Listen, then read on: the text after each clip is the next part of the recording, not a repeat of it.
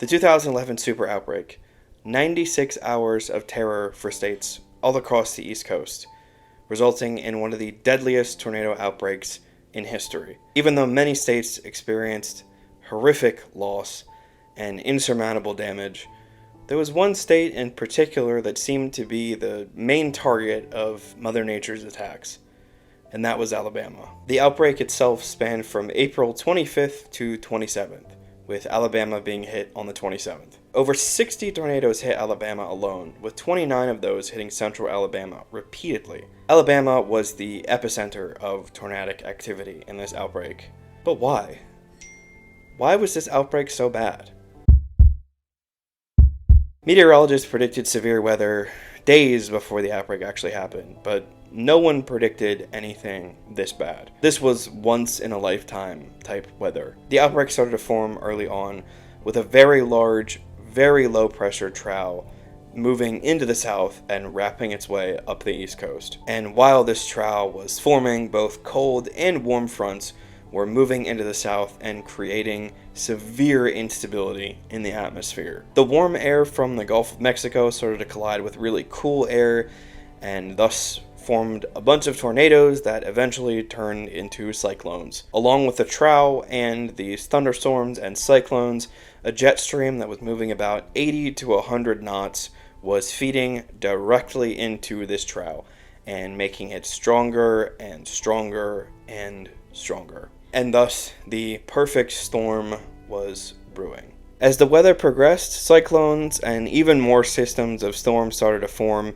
and cause major threats of severe weather on the 26th and 27th. During the afternoon of the 25th, a PDS was issued for Arkansas, Missouri, Oklahoma, Louisiana, and Texas. And in the evening, EF2 and EF3 tornadoes started to touch down.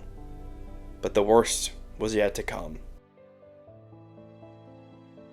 The early morning of the 27th brought along a squall line that moved quickly into central Alabama and Tennessee. This squall line caused tornadoes in Alabama to touch down very early in the morning, just after 4 a.m., and these tornadoes lasted until 10 p.m. In total, there were 3 EF5, 8 EF4, 7 EF3, 9 EF2, 29 EF1, and 6 EF0 tornadoes in Alabama. All of the storms that occurred were scattered throughout the entire state, with the majority of them hitting central Alabama. This long day of tornadoes absolutely devastated Alabama, with 250 plus of the 324 tornado-related deaths happening there. The worst and most violent tornado that happened in Alabama was the Hackleburg Phil Campbell EF5. This tornado absolutely leveled multiple towns and took the lives of over 70 people. This sheer amount of deaths was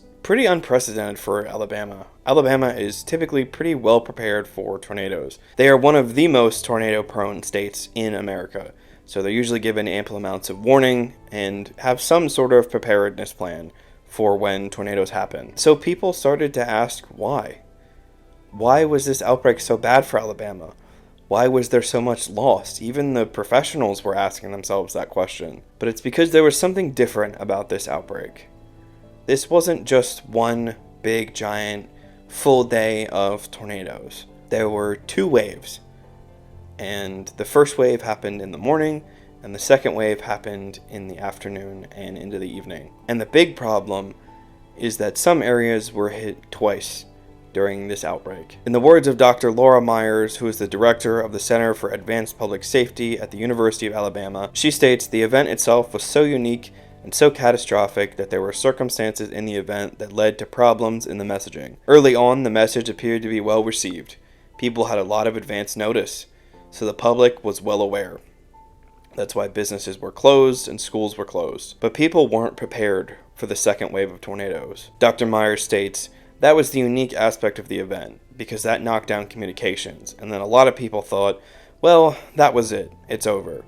And so they went back about their business. Plus, the sun came out, and so a lot of businesses reopened and people went on and about their business, not realizing, because of communications being down, that the big one was still yet to come. In the first wave of storms, over 1 million people were left without power.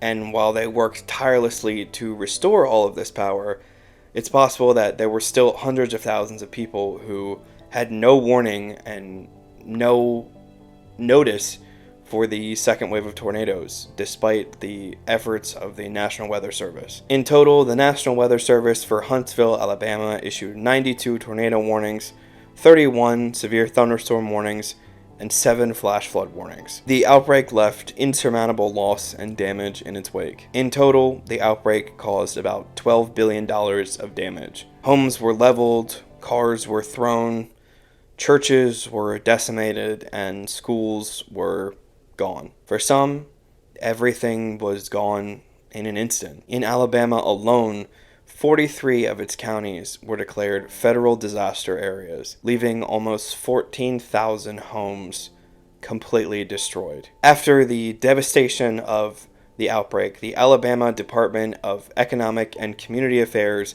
gave grants of over $75 million to help rebuild all of the communities that were affected. These grants were used to rebuild homes, rebuild businesses, and for Alabama to develop a even safer tornado preparedness plan. In total, there were 325,095 volunteer hours logged for Alabama alone. The outbreak left Alabama with a huge task: to regroup, to rebuild, and to remember the victims that were taken far too soon in the outbreak.